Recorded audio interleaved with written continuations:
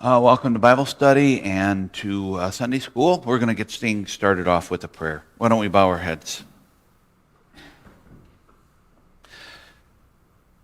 Dear Heavenly Father, as we journey with you, as we journey with Jesus on his way to the cross, we marvel at your love. We are amazed that you were willing to give up your one and only Son so that we might spend all of eternity with you. Even though it is an old and familiar story, help us to hear it with new ears and to see it with new eyes. We ask, Lord, that you would be with us as we approach Holy Week, and that you would fill us with your Holy Spirit so that we can go along every step of the way on Palm Sunday, on Maundy, Thursday, Good Friday, and finally to the empty tomb on Easter Sunday, and that you would use this week of our lives to build up our faith in you and to make us stronger Christians. We pray this in Jesus' name.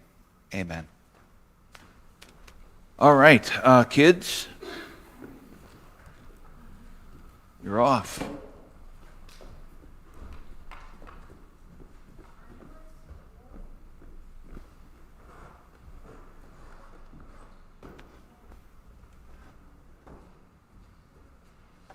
All right, the rest of us are going to spend a little time looking at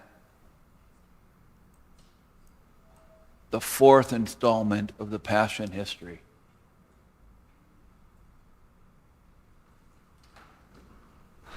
I don't know if you know this, but each year the rotation that we do with the other pastors in the area, the sermons the whole service, the Wednesday night service, is supplied to us by the Synod. I don't know, did you know that? I mean, 99.9% of the time, pastors write their own sermons. We don't get any assistance from the Synod.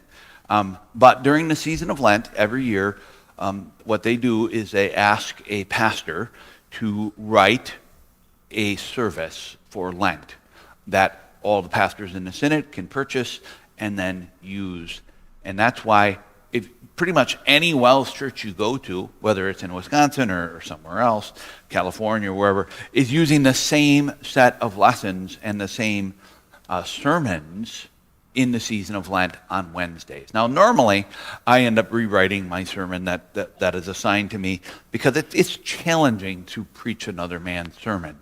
Gives you some ideas. Maybe sometimes I use the ideas, sometimes you don't. Sometimes you write completely from scratch. Sometimes you don't. But most of the time, those sermons are based on the Passion history reading. And so the one that I preached to you guys on Wednesday, but the one that I've been preaching the whole Lenten season, and that's the other thing that you guys probably don't realize. So we preach the same sermon you maybe did realize that, but we preach the same sermon wherever we go. That also means we sing the same 3 hymns that we pick wherever we go. So in the season of Lent, you get to sing new hymns every Wednesday. I get to sing the same 3 hymns I picked at the beginning. So every year I'm very conscious to be like, all right, you better really like these hymns because you're going to sing them an awful lot. Anyways, the sermon I was assigned this year was on this lesson. So I had Pontius Pilate. It seems to me that every year I get Pontius Pilate. I don't know why no one else wants to preach Pontius Pilate. And I always tell the other guys in the circuit, I say, all right, you guys pick first and I'll take whatever's left. Because I'm not picky. I don't care what I preach on. So they all pick and they choose, and then it's like, oh, Pontius Pilate again. Not sure how that happened, but it happened again this year. And this is the section on Pontius Pilate that we're going to be looking at today, that we looked at on this past Wednesday. So I'm going to spend a little bit of time walking our way through it, and then there's a video I want to show you as we get to the end. All right, so lesson number 4. Pilate called together the chief priests, the rulers, and the people. And he said to them, "You brought this man to me as one who is misleading the people.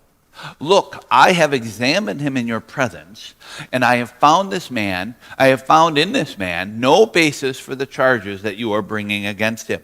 And Herod did not either, for he sent him back to us. See, he has done nothing worthy of death. So I will have him flogged and release him.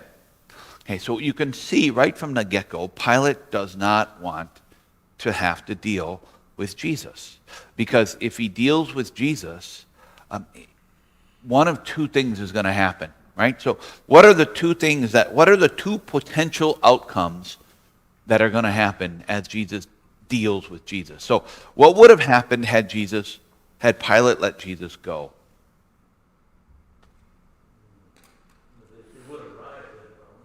It would have rioted. Yep, I think there was a riot in the making. In our country, we've seen what that looks like. We know that when mobs get together and they're mad about something, that can be very volatile. And all of a sudden, people who maybe didn't even intend to be violent are suddenly violent. Pilate is concerned about that. So if he lets Jesus go, the crowds might erupt into some sort of violence. So what would possibly, or why didn't Pilate want to sentence Jesus to death? That was the other option that he had in front of him. Why was that? Why was that untasteful to him? He didn't really want to do it. Yeah.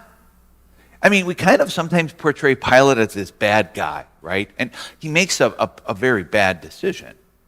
But I don't think Pilate is ultimately a bad guy. He wants to do the right thing. I think you can see that as you read this story over and over again. He wants to do the right thing. I mean, he goes through every effort that he can think of to get Jesus out of his courtroom alive, right?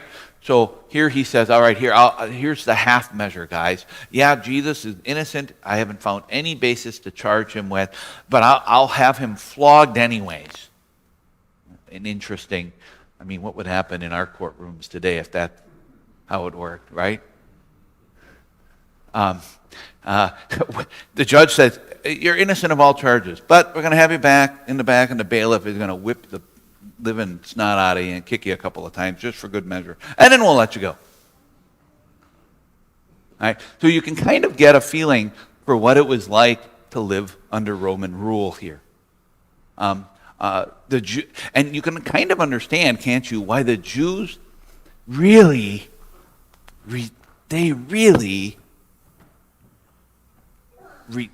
hated living under the Jewish thumb, the Roman thumb, as Jews, because the Romans weren't treating them well. The Romans were abusing them.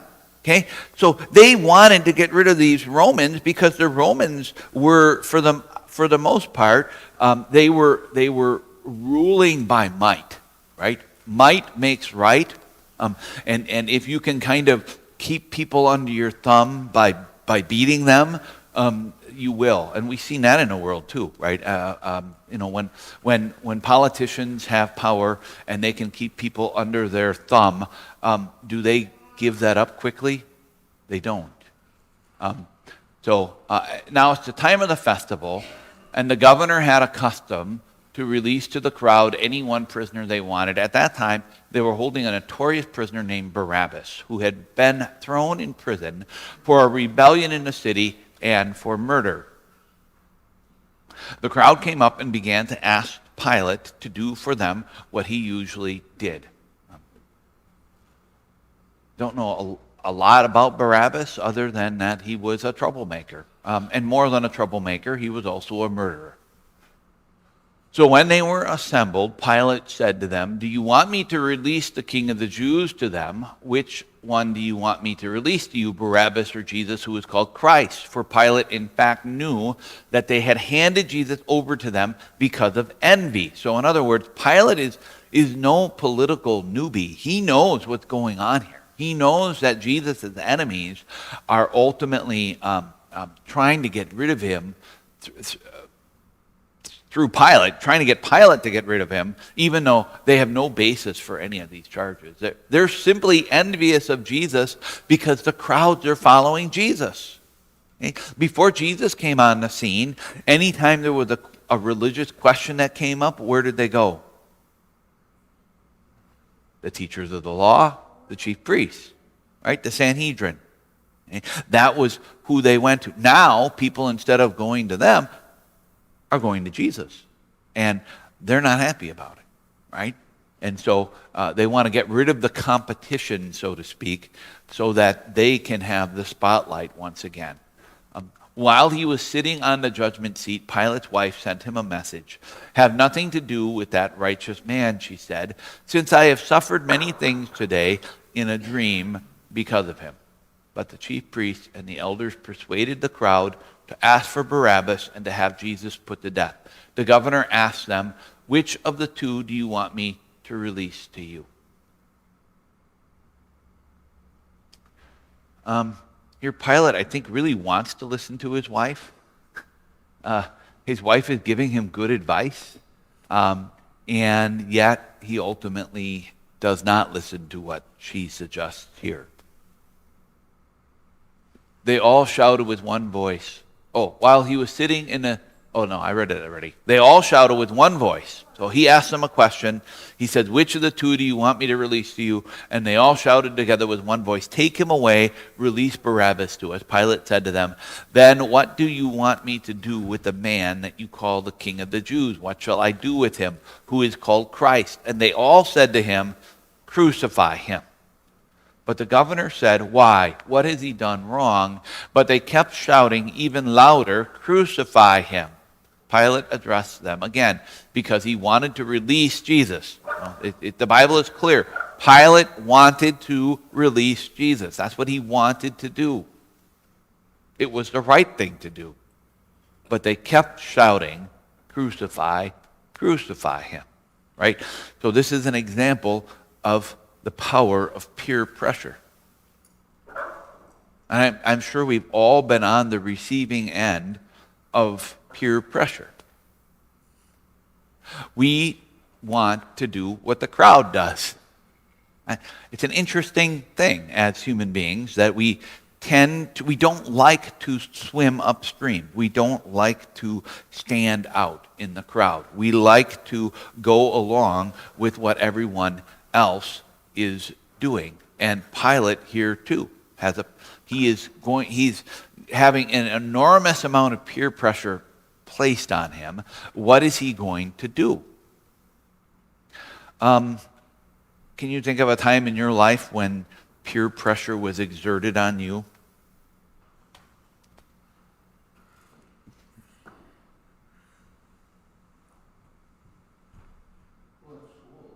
In school, but I think that's the one that kind of jumps in my mind too. What kind of peer pressure in school can you think of facing?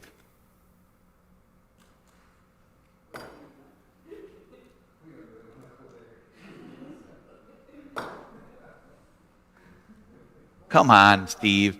You don't want to open up your teenage can and pour it all out? No?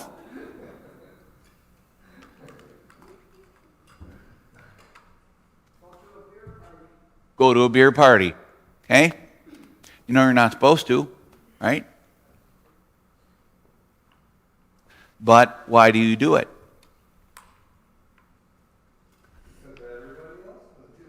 That's right.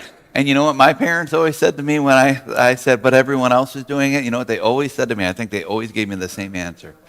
Yeah, if all of your friends were going to jump off of a cliff, would you follow them? Probably. Right? It's probably kind of a dumb question because the answer is yeah. That's just kind of how peer pressure works, right? Right. I had a friend when I was growing up. I was probably, oh boy, I don't know how old I was, and I doubt my parents could even remember how old I was, but I was probably in grade school. I bet I was grade school. I was maybe a 7th or 8th grader. Probably wasn't high school yet. I had a friend And his parents smoked, and he would steal cigarettes from his mother's purse. And I had no interest at all in smoking. I mean, I didn't like the way it smelled. I didn't like the way it looked. At that time at least, it was like, the smokers were kind of the high school dropouts and kind of, that wasn't my image. That wasn't the image I was going for when I was in 8th grade, right? And yet, my buddy, ultimately convinced me to try smoking. And I remember I would go to the skate park. This is, Sam, you don't have any clue what this is like, but when we were teenagers, we would go to the roller skating rink. And that's where you went to be really cool, right? You go too? In Watertown? All right, that's where we went to be really cool, because all the cool kids hung out at the roller rink, and listened to the music your parents told you not to listen to, and all of that stuff. And then you'd have a friend, and he'd hand you a cigarette because he's smoking, and his two buddies are smoking. It's like, I don't know what to. Whatever. I know I'm not supposed to. Mom and Dad are on their way to pick me up. They won't be there for a while yet, right? And then you take the cigarette and you smoke it. You know you're not supposed to, but you do. And you're like, I don't get this. I don't like it. It doesn't taste good. It doesn't look good. There's nothing about it that I liked. I did it anyways. Because my friends were doing it, and I wanted to be like them, right? I wanted them to like me. And I thought, well, if I don't smoke, then they won't like me. Now, thankfully, I got some different friends. Because I'm pretty sure that had I kept that little group of friends, my roller skating rink friends, I would not be standing in front of you today. Pretty sure I would not be a pastor. Who knows? But I'm just saying, I know what peer pressure is like. I've experienced it. That's what Pontius Pilate is going through here. The crowd is out for blood, and he knows he should let Jesus go, but ultimately he is going to cave in to peer pressure. This is why we have to pray for our young people, right? We pray for our young people because they are more susceptible to peer pressure than we are as adults. As you become an adult and you become confident in who you are, you're less susceptible to wanting to be like your friends. Sometimes you become comfortable with yourself and you say, no, this is who I am, and it's okay to be who I am, and I don't need to be like him or like her, right? But initially, as a teenager, as a young adult, trying to figure out who you are in this world, it's hard because you want to be with friends. I know in high school, I never use bad language. My parents don't use bad language. To say, bad language was strictly forbidden in my house. I don't think it would have ended with a bar of Lifebuoy in my mouth like it does on the Christmas Story, but it would have been something. It would have been something akin to that. I'm not sure what the punishment would have been, but it was just unacceptable. And I didn't curse or swear or use filthy language at all when I was in high school, like at all. And I've told you this story before. I had to go to a school that was training men to become pastors to learn how to swear. And that's kind of embarrassing to admit, but a lot of my friends use language that I was not used to using. And, you start fitting in. Well, you're smart. You know that you use that language at school, and when you go home, you don't.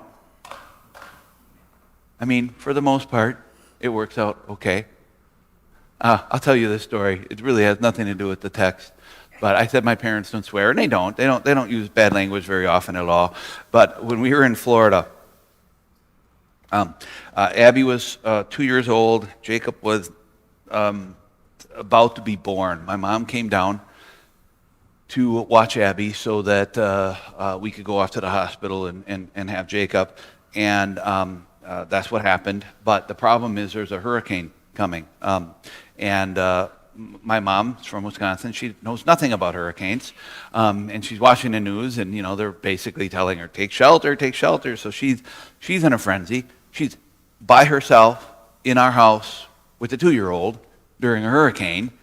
And so she didn't know what to do. And so I told her, I said, go stay with some of my members that live not too far away. And that way, at least you're not by yourself. So that's what she did. So she went and stayed with them for a couple of days while the hurricane was coming through. And apparently they were watching the hurricane on TV, on the newscast.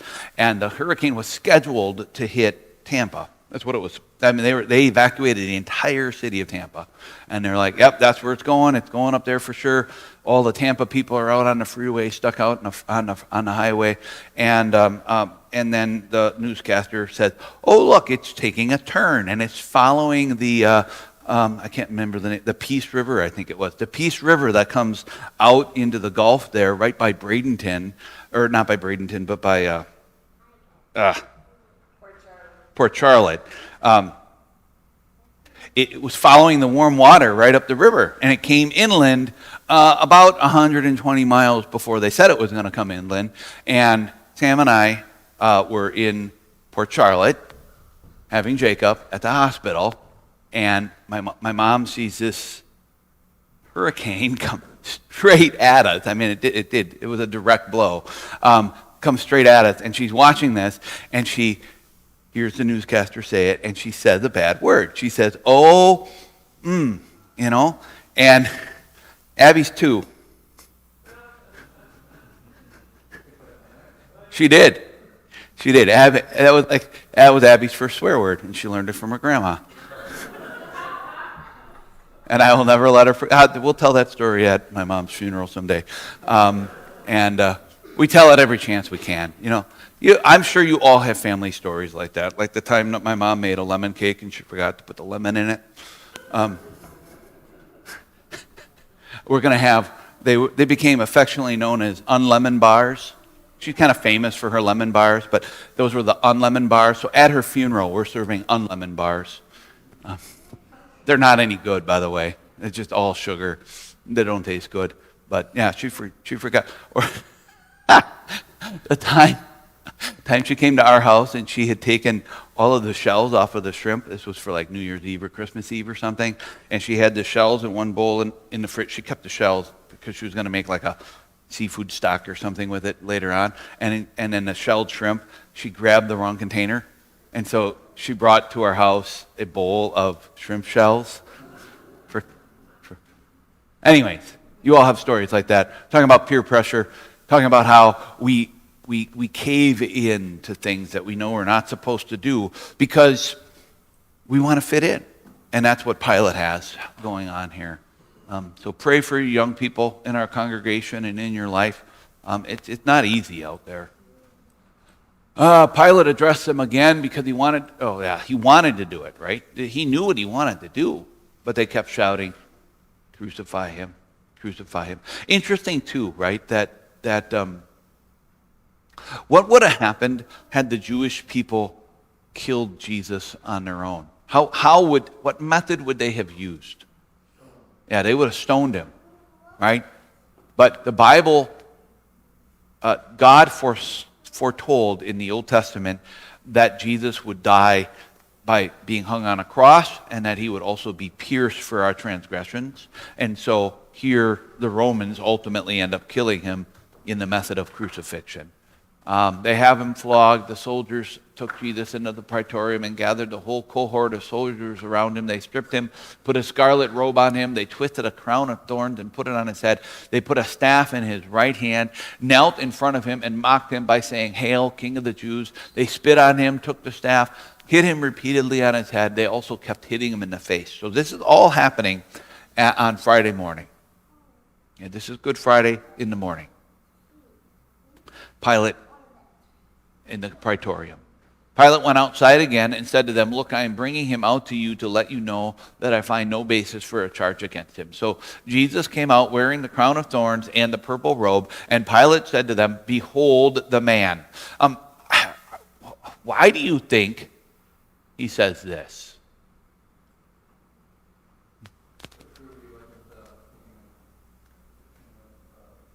Yeah, they were mocking him as the king of the Jews. Yeah, that's a good explanation. I don't think we can answer this for sure, but we can maybe have some good guesses.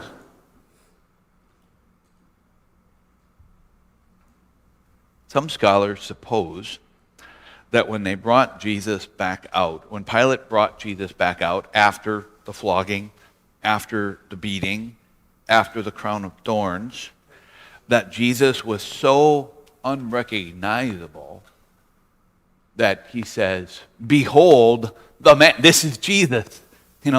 They saw him go back in there and he was fine, relatively fine. And when they brought him back out, he was beaten to a pulp. Didn't even look like the same person. That's one supposition. I don't know. When the chief priests and the guards saw him, they shouted, "Crucify, crucify." Pilate told them, "Take him yourselves and crucify him, for I find no basis for a charge against him." The Jews answered, "We have a law, and according to that law he ought to die because he claimed to be the Son of God." Okay, now, Pilate was afraid of Jesus before. Now he's really going to get frightened. When Pilate heard this statement, he was even more afraid, and he went back inside the palace, and he asked Jesus, "Where are you from?" But Jesus gave him no answer. So Jesus has already told him. So he's not going to continue to, Pilate has just beaten the tar out of Jesus for no reason. Jesus does not feel that he has to answer Pilate anymore.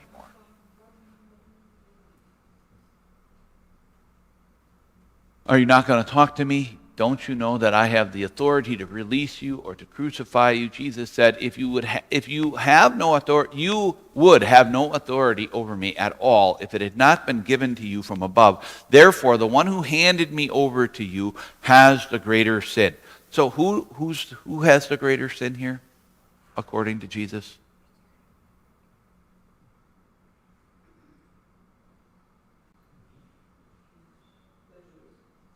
The Jews, right. The angry mob that is calling out for his crucifixion. They are ultimately the ones that will be held responsible for what happens. All right, from then on, Pilate tried to release Jesus, but the Pilate shouted, "If you let this man go, you are no friend of Caesar." Right? By the way, the Jews hated Caesar, but now they're pretending like they care about Caesar. That's how much they hated Jesus. Anyone who claims to be a king opposes Caesar. It would be as if the Republicans and the Democrats all got together and agreed on something. Right? Not a real likely thing to have happen today in the world. But all these different enemies of Jesus all get together, and even though they didn't like each other, remember Herod? The Bible says that before this, Herod and Pilate had not been friends, but after this, Herod and Pilate were friends. So they found a common interest, hatred of Jesus. "We have no king but Caesar." So here, they hated Caesar. They did not recognize him as their king at all. And now they're shouting, in fact, "We have no king but Caesar." When Pilate saw that he was accomplishing nothing and that instead it was turning into a riot, he decided that what they demanded would be done. He took water, washed his hands in front of the crowd, and said, "I am innocent of this righteous man's blood. It is your responsibility." Did Pilate really get out from underneath his responsibility by washing his hands, a symbolic washing of his hands? Who is the only one in the province of Judah that could sentence Jesus to death? Pilate. So he is not really, he claims to be not responsible for this man's death, but he is responsible for this man's death.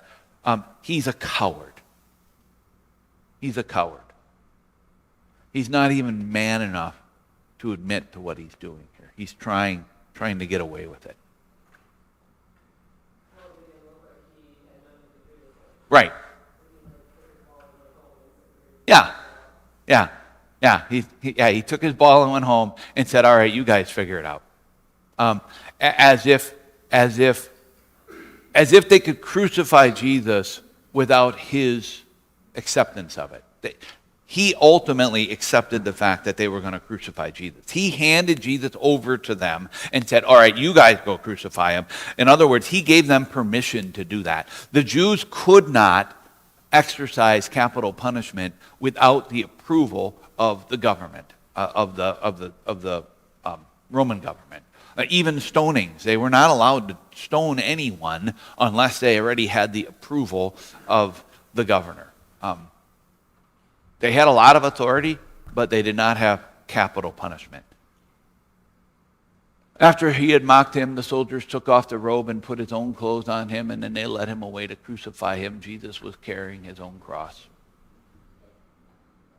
Most scholars think it was probably the cross beam, so not the big, tall, long one that went into the ground, but the cross beam.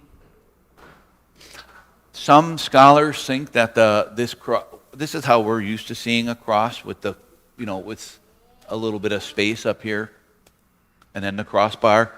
But some scholars think it looked more like a T. This crossbar was actually up on the very top. It doesn't really matter. I mean, the only one reason why we think it probably looked more like this is because the text says that Pilate posted a sign above his head. So there had to be something to fix a sign to, and so it's probably likely that it looked something like this. They normally would keep the center post out at the site of crucifixion. Okay, so that just stayed out there, and then they would put the cross beam on it, and then nail or tie you to the cross. The Romans, it depended upon how much they really didn't like you, right? If they really, really didn't like you, they tied you to the cross. Took a lot longer. It took a lot longer.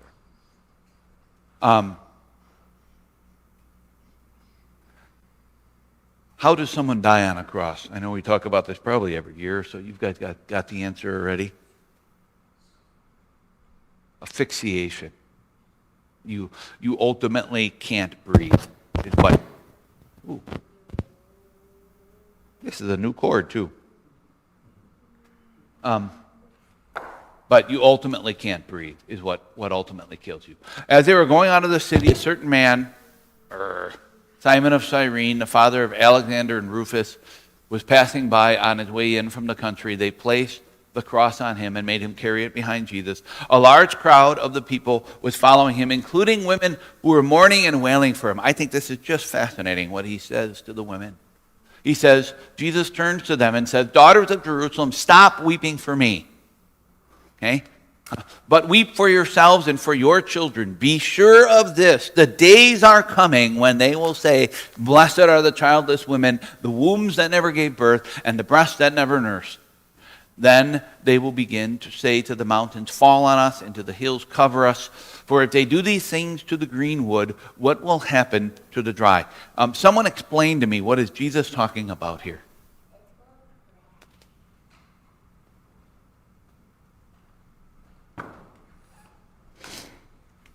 What is Jesus talking about here? He tells the women, no, don't cry for me.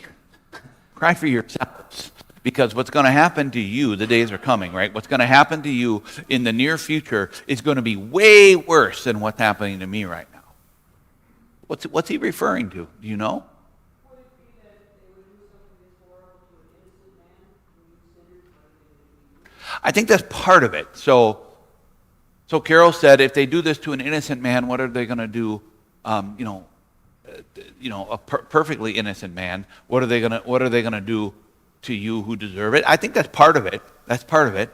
That's not all of it, though. You have to kind of know what happens in the year 70 A.D.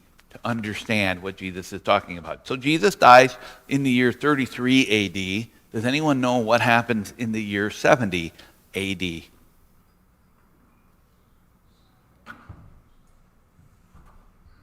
The Romans finally got sick of the Jews and their riots and their troubles, and they destroy the temple.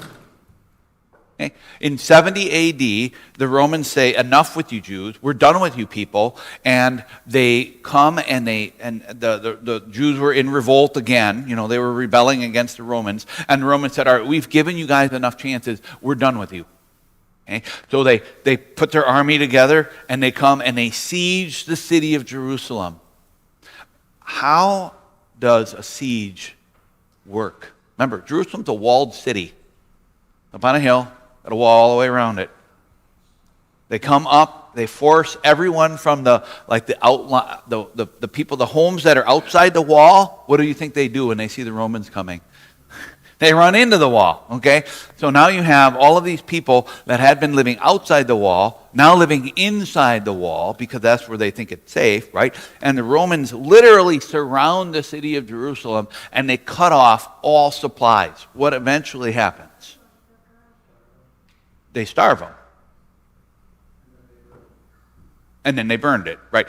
So this is actually what happened. So Jesus is saying to the women, he's saying, the days are coming when you will say, oh, we wish we died the way Jesus died, because the way we're going to die is going to be even worse. Blessed are the childless women, the wombs that never gave birth. In other words, you're going to wish you never had kids when you see what happens to your kids. Now, obviously, as parents, we don't want to see our children suffer. But these moms who are now crying for Jesus are about to go through what is a horrendous thing. So they will begin to say that the mountains fall on us and to the hills cover. In other words, we wish that we would die in an avalanche, right? This death by starvation was so terrible, and it was, by the way, history tells us that it was, that the moms started to eat their children.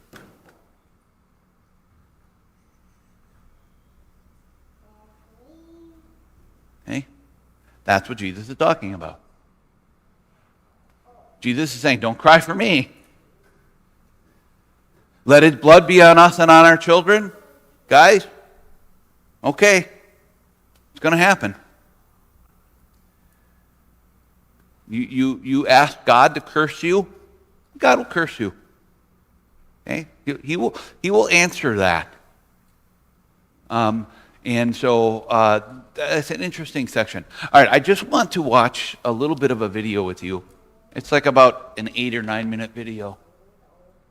And then I promised my wife that I wouldn't go till 1 minute before church starts this week. I'm so nice to her.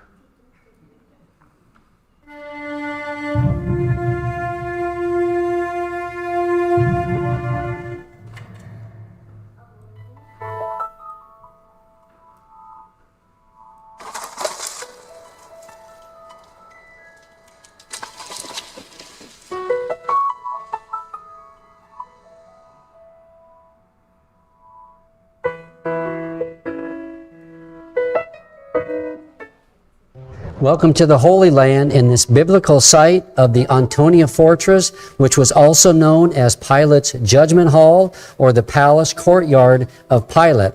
So it's right here where Christ appeared before Pilate to be condemned. Now this area right now has been converted into a school because this event happened over 2,000 years. It's a boys' school for Muslims. That's what it is today. That school, I mean, you're going to see students walking around in the courtyard. Their playground is where Jesus was condemned. Now, what he's showing you here is actually on top of the ruins. It's not the actual site. The actual site is below this courtyard. But he'll show you the pictures from down below.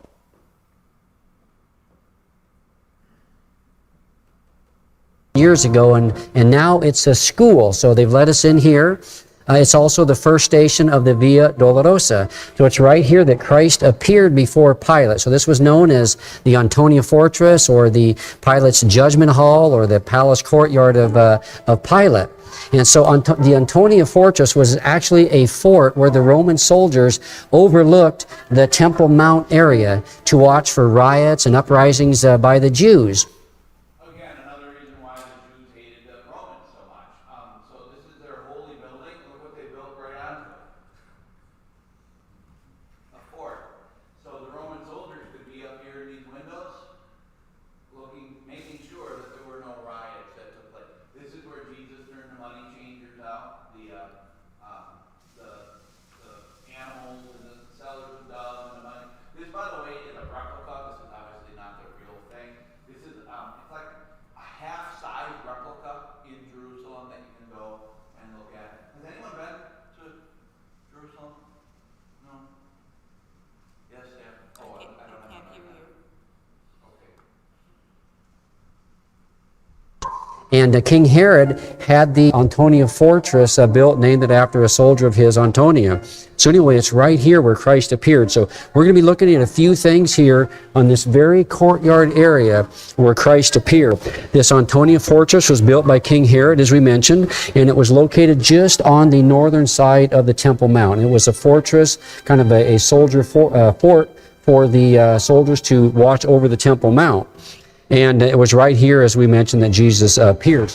Well, here we are on the Antonia Fortress. We've come up a few steps, and what we wanted to show you is right out through those windows is where the Temple Mount is. So the Antonia Fortress was just right beside it. So I'm going to walk over and show you exactly where the Temple Mount is. So right through here then, the soldiers would watch, and they could see the Temple Mount and see everything that's happening right here. So we're going to show you this in a moment. But anyway, we just wanted to let you know exactly where the Temple Mount is. So this was just right beside the Temple Mount, so people soldiers could watch over and see everything that was taking place.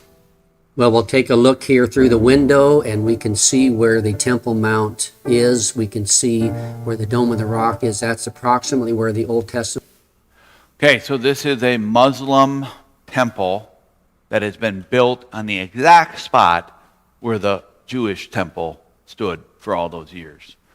So basically, the Romans destroyed it in 70 AD, and then eventually the Muslims came and built this dome. It's called the Dome on the Rock, and it is now a Muslim holy site. The Jews are not allowed onto the Temple Mount. Now, in some ways, you could see the hand of God in this, because God told the Jewish people, I am sending the once and for all sacrifice, the Lamb of God, who will take away the sins of the world. In other words, he is ending their sacrificial system. The way that they thought that they got right with God was the sacrificial system, and that was the old covenant. But now this is the new covenant, which is what I'm going to talk about in the sermon if you haven't heard it yet. So the new covenant is completely different from the old covenant. And in this new covenant, you put your faith in Jesus, not in the sacrifices made in the temple. So God is ensuring that the Jewish people cannot make offerings in the temple by allowing the Muslims to build their own church on the exact same spot. How likely do you think it is that a Jew can sneak in there and offer a sacrifice? It's impossible. So he's basically telling the Jewish people, your covenant is done. It's over. It's broken. It can't work anymore. You have to move on to the next one, the second covenant, right? If you cling on to so people who are of the Jewish faith today, and you go to like Mequon or Thiensville, a lot of Jewish temples built over in that area. They are Orthodox Jews. That means that they believe they are practicing the Jewish faith. But the Jewish faith can't really be practiced because you can't make sacrifices in the temple in Jerusalem, because there is no temple in Jerusalem, and there never will be a temple in Jerusalem. So God is basically like saying to the Jewish people, go to Jerusalem and look and see what I put there on the spot. That's to show you that, hey, that way of getting to me is done. It's over. It's finished. ultimate temple that Solomon built was located. We are now underneath the floor of the school courtyard at the actual original level of the Antonia fortress. These are the original stones and level where Christ would have appeared. Over the years, the original Antonia fortress was torn down, and the school now that exists was built over the level of that of the original Antonia fortress. You are now looking at the stones that would have witnessed Pilate's condemnation of Christ to crucifixion on the cross. In John 18, we have this account. John 18:28, it says, "Then they led Jesus from the house of Caiaphas to the governor's headquarters. It was early in the morning. They themselves did not enter the governor's headquarters so that they would not be defiled, but could eat the Passover." This is talking about the Jews, the Jewish officials that brought... Of course, those pictures are taken from movies, and that's essentially Hollywood's idea of what it might have looked like. They might be right. I mean, with the big Roman columns and everything, it was certainly a big building. I mean, that fortress was a very formidable building that was built right onto the temple. Christ before Pilate. So Pilate went outside to them and said, "What accusation do you bring against this man?" They answered him, "If this man were not doing evil, we would not have delivered him over to you." Pilate said to them, Take him yourselves and judge him by your own law." The Jews said to him, "It is not lawful for us to put anyone to death." And we see that the Jews wanted to put Christ to death. This was to fulfill the word that Jesus had spoken to show by what kind of death he was going to die, death on the cross. So Pilate entered his headquarters again and called Jesus and said to him, "Are you the king of the Jews?" Jesus answered, "Do you say this of your own accord, or do others say it to you about me?" Pilate answered, "Am I a Jew? Your own nation and your chief priests have delivered you over to me. What have you done?" Jesus answered him, "My kingdom is not of this world. If my kingdom were of this world, my servants would have been fighting that I might not be delivered over to the Jews. But my kingdom is not from this world." Then Pilate said to him, "So you are a king? For this purpose I was born, and for this purpose I have come into the world, to bear witness to the truth. Everyone who is of the truth listens to my voice." Pilate said to him, "What is truth?" After he had said this, he went back outside to the Jews and told them, "I find no guilt in him. But you have a custom that I should release one man for you at the Passover. So do you want me to release to you the king of the Jews?" They cried out, "Not this man, but Barabbas." And now Barabbas was a robber. So it's right here in this area where Christ appeared, where the crowd gathered, went into a frenzy, cried, "Crucify him, crucified him." Pilate tried to release Christ, but the people would not have it. So then we see in John 19, it says...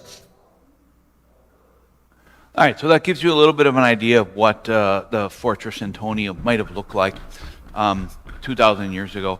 Next week, we're going to take a look at Golgotha, the likely place where Jesus was crucified.